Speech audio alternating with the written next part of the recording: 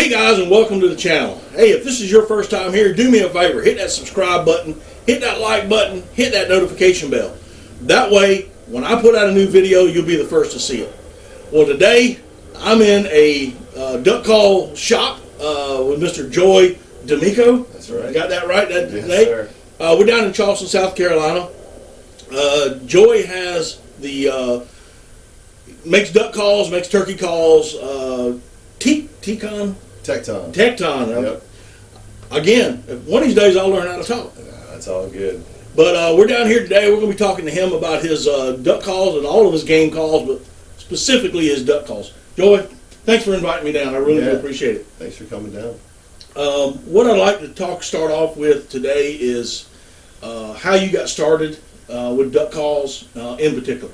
Okay. Yeah. So about 2015 or so, I got my first lathe. Got it from Ty Bodiford, who most people know, for everything he does with rice farming. I got that and just kind of fiddled around with it in my barn. I've always been interested in, once the passion really hit for waterfowling, I wanted to make my own decoys, wanted to make my own boat, train my own dog. So it kind of just fell in to the whole process there. Started turning calls, started looking stuff up on the internet, started trying to find other call makers in South Carolina, and just went from there. I wouldn't say I got addicted, but I spent a lot of long nights when I first got into it in the shop, and a lot of mistakes, which I feel like that's how you learn. And luckily, I've been able to connect with some really great call makers who, kind of like myself, don't mind sharing a little bit of information. I don't mind showing folks how to make a call. I'm not going to give you every little intricate detail. No, you got to keep your secrets. But for sure, I'll spend as much time with someone if they want to come down to the shop and whatnot. So Now, when you talk about other duck call makers, are they majority of them from South Carolina? So there's Brad Samples and Chris Owens, and then you got Dustin Wright, who's kind of North Carolina, South Carolina. Those guys have been kind of my three, close by that I've been able to reach out to that have helped me. Right. Because they've been doing it a lot longer than I have. I've gone up to Brad's shop multiple times and spent a few days up there and just try to learn as much as I could, and just osmosis effect, with everything else. So, and we stay in pretty good contact. And okay. There's a couple online forums that have some tutorials and stuff like that, and some guys have made some YouTube videos. But for the most part, it's just the hours, standing behind a lathe and learning. Cutting and filing and making mistakes, and then once it hits. Yeah, I see you got a couple of trash piles that are going on. That's just from like this past year. So. But yeah, it's been the community is wonderful. The call making community is wonderful. Most people are willing to help each other out. Most people are willing to put in the legwork. So it's nice to be able to kind of be part of that group of people. So. Good. Now, do you are you originally from South Carolina, or do you hail from somewhere else? So I grew up in southern Maryland on the Patuxent River. So I had the Patuxent River on one side and the Chesapeake Bay on the other side. I wasn't as in tune with waterfowl hunting when I was growing up. I was more of a deer hunter. Right. And then moved down here to go to school. I moved south to go to school in Fayetteville. And then I got a job after college in Hilton Head, and just kind of being close to the Ace Basin, and I don't know, it was the first step, the first domino to fall. And then I met my wife in Hilton Head, and we moved up to Charleston, and I started working at a golf course that was very close to a marsh.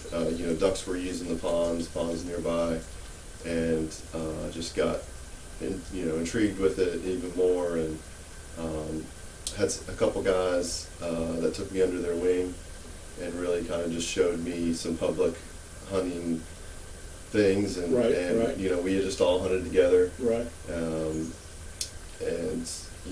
it's kind of taken off from there. Now now that I'm not in the golf business anymore, went from the golf business to construction, and then kind of into this call and outdoor business. So you're doing this full time, right? Yeah, full time, and then I've also I guide in Canada for 2 months as well. And, okay.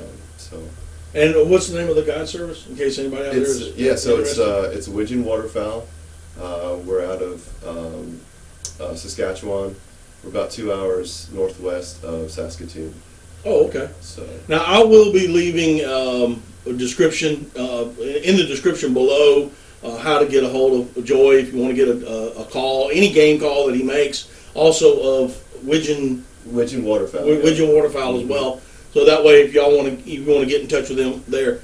Now, you had made mention that you worked on a golf course and that there was ducks utilizing the pond. When you started into waterfowling, did you learn from the ducks, or were you taught by as far as calling goes? As far as the calling goes, most of the ducks we were hunting were divers, a few puddle ducks, mostly like divers and teal and stuff like that. So, I grew up a musician. I played guitar, I played trumpet, euphonium. So I've had kind of that, background. Yeah, basically a duck call is a musical instrument. Exactly, exactly. And so, and it's the only one that I can play, and some people say I can't play it that well, but that's a different story. When I was growing up in Sumter, South Carolina, we have a pond there called Swan Lake. It's very famous for its irises, but it holds a lot of ducks as well. And even though my dad and I grew up with duck hunters, my dad would take me down there as a kid and hand me a duck call and says, "Sound like that." Yeah. Yeah. And then you'll be all right. And that's how I learned to call. So I was kind of interested, being that you had ducks on the pond. Yeah. Were you listening to them and trying to mimic them, or did you actually learn from a caller? So there's a fellow that was a member at the golf course, Bobby Wilson, and he kind of gave me some pointers and got me in the right direction. Outside of that, just traveling to hunt and basically having a call in my hand anytime I got in the truck, or I would carry a call to work with me, and oh yeah, it'd be after hours and nobody's around. I'd start just practice. And I knew that I needed to start on a single read and not a double read, just because just trying to get proficient in it. And, right. That's going to be your easiest way to do that. So. Exactly. Double reeds are easier to blow, but they have I think it's a higher pitch to it. And even though I do own some double reeds, but that single reed is by far the best to learn on. Yeah. And it gives you the biggest range. You can give a boss hen down low, deep with some bass, and you can tighten things up and give it the young hen on top. Right. So you were calling earlier before we started the video, and you got that little. I call it a rice call because especially when you're out west in Arkansas, and mallards get all full up with rice and they're crawling. They got that little squeaky sound to it, and a little bouncing. And I was like, "Yeah, okay, I got it. I'm loving it." Yeah. Now, like I said, we're really kind of staying focused toward the duck call, but you got one around your neck. Yeah. Show people what you got there. So this is my single reed Calio. This is actually the 2.0. I came out with the Calio after my Apollos. Apollos was an easy to blow call, but it was much longer, and so I've kind of shortened this insert up a good bit. And then the 2.0 is because I've added spit grooves to it now. Right. So it's one of the things that we hunted the Calio in Canada, and some guys had no issue with them, and some guys were kind of locking them up. So I decided a lot of spitters out there. Yeah, I mean, everyone presents their air differently. Some people are more grunters. Some people just they might be enjoying a dip or something like that while they're hunting, and so then you get that build up in the call. well. So Right. this just kind of helped mitigate that, and I got this old barrel on. You know, the call maker never really gets the A call. Right. I got this old barrel in here that's all chipped up, dinged up. So Exactly. Yeah. Yeah. I was talking to some guys the other day, the other call makers, and I was looking at his lanyard, and it was like, really? yeah, the seconds. Yeah. I can't keep my good ones. I sell them out too fast. Yeah. Now. Okay. Yeah. So yeah, I know that feeling. Now, you also make deer grunts. Deer grunts, turkey trumpets. Turkey trumpets. I've got some diaphragm calls this year for turkey hunting. Okay. Had another call maker kind of show me the ropes, and he's very proficient in that too. So was able to kind of roll that out this year. Okay. I got teal call, blue wing teal prototype that's been floating around. A couple of different people have it, and got a goose call prototype that I'm trying to break some guts in on, and I have a few other things. I've got a molded Cutdown that I've come out with. I'm just working on. Yeah, a matter of fact, I guess we say we've known each other for a while, but it's been through the Facebook pages and whatnot. That's right. And we actually got to meet last Saturday, and if you saw my video that I did on the seaweed, which will be up here somewhere, maybe at the end, I don't know yet, but I actually physically got to meet you, and I actually bought one of his Cutdown calls. I like it. Yeah, I really do. It's a keyhole Cutdown. That's right. Do you have one available you can kind of show people? I do. Take it out of the show here. I've really started to like Cutdown calls a lot more in the last few years. Yeah, so this is based off the PS Old. It's got a much bigger upslope, so it's gonna just have gonna be a little harder, different air presentation. I do a Delrin barrel. This is just a molded plastic insert that's based off an old that I cut, and I've left a lot of finesse in this call. A lot of guys will just want to have one note to blow, Right. And I feel like in any duck hunting situation, you want to be able to sound like multiple ducks. Not every duck, just like a human being, not every duck sounds exactly the same. So I figured, we need the most finesse. This gives a guy maybe who's not as strong on the Cutdown the chance to sound pretty good in the woods too. So Okay. But yeah, it's been a good one. I've had this offered. I've offered this probably for 2 or 3 years now. Okay. I just went to a Delrin barrel just because it's cleans up a little better, and when it comes out the longer barrel, when it comes out of the mold, it'll have you can see where the two pieces of the mold came together. So with this, it's machined and it's just Right. finished. So, but yeah. Well, we're gonna hopefully get a little sound file here in a little bit, but here maybe a little bit later on. Now you also have a 4-in-1 whistle. I do. I have one that's made up here that I haven't stuck a tone board in yet. Was just meeting with someone yesterday to go over packaging and stuff like that. But I've messed around with the 2-hole, and I've messed around with doing kind of like the 45. Kind of like a folk style, and Right. I think I'm probably going to end up doing the 45 just because it's just easier to kind of manufacture at a little less sanding and save me some time. So Now, are they all going to be in wood, or are you going to do the polycarbonate as well? So I might make a mold of this, but more than likely I'll just end up doing most of these In wood. Yeah. Okay. So this whistle does pintail, drake mallard, widgeon, teal. You can kind of do a wood duck with it, but most of your wood duck sounds you really don't want to sound like a flying duck. So Right. Exactly. Yeah. And Joey, one of the things that I have learned over the years, especially from other call makers, I'm not a call maker. I have zero talent in trying to cut something out. Right. I can't put a nail in the wall without tearing the wall down. Right. But one thing is for sure. Now, a lot of people, when they hear duck calls, they all sound the same. But you have your own sound. Each call maker has their own sound. Tell us about how you found your sound, and how that came about. So a lot of guys will start out and they'll either purchase a public jig, or they'll contact another call maker and use a jig that they might have used in the past or something like that.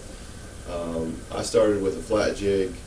The first call I got from my dad is a PS Olt D2 round hole, right? And that's got a longer tone board to it. Makes it a little easier to blow with the longer reed.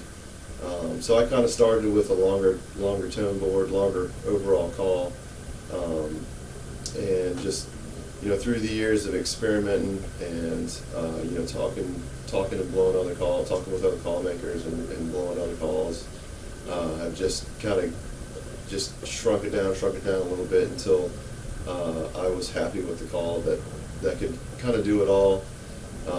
And still, I'm tinkering every day. I mean, right.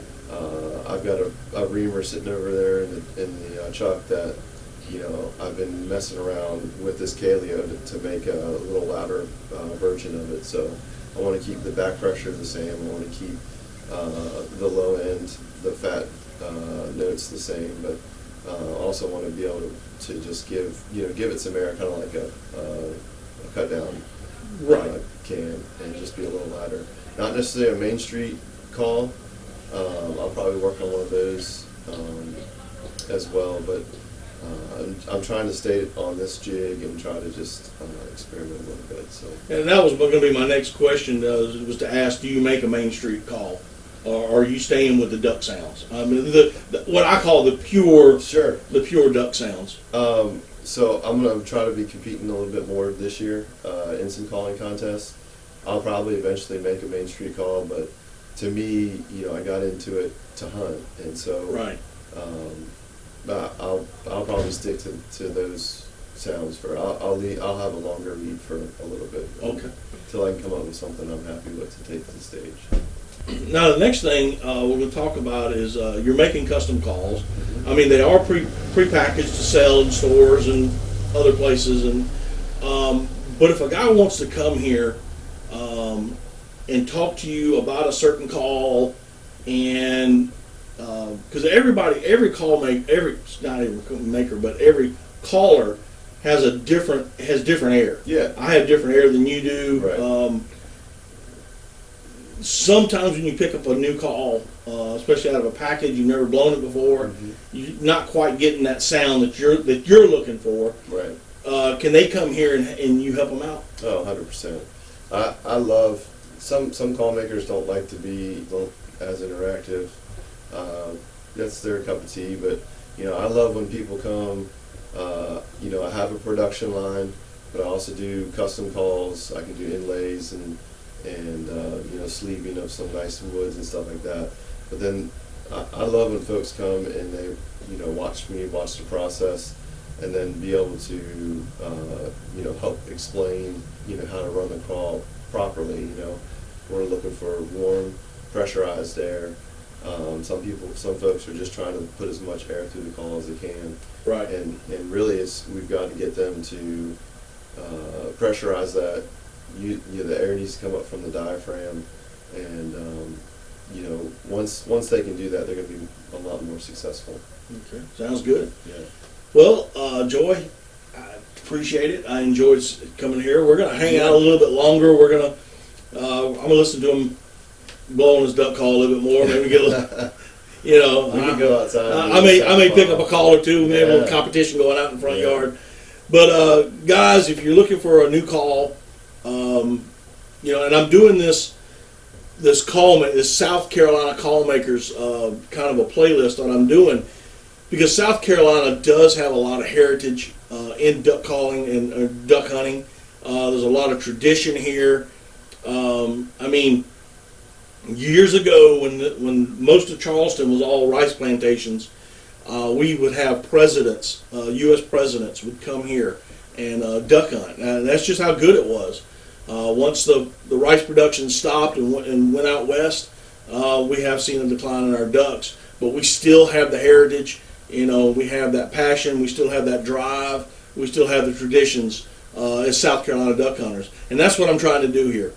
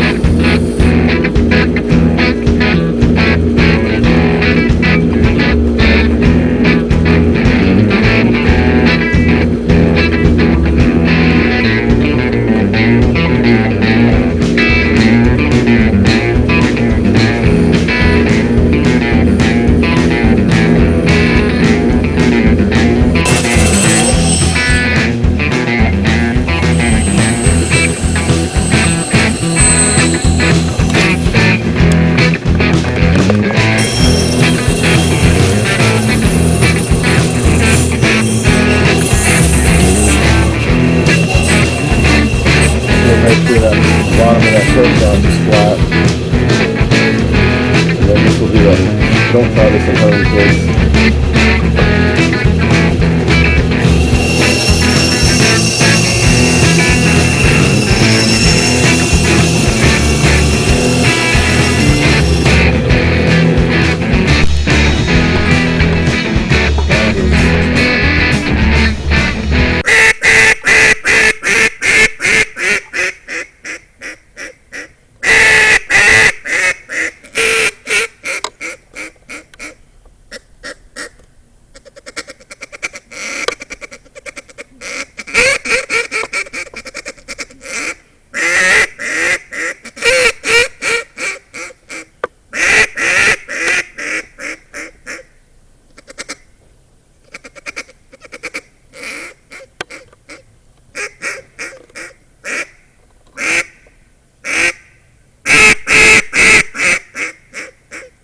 Anyway, I hope you enjoyed this video. If you like these kind of videos, do me a favor, leave a comment down below and check out one or two of these videos for me. I'd appreciate it.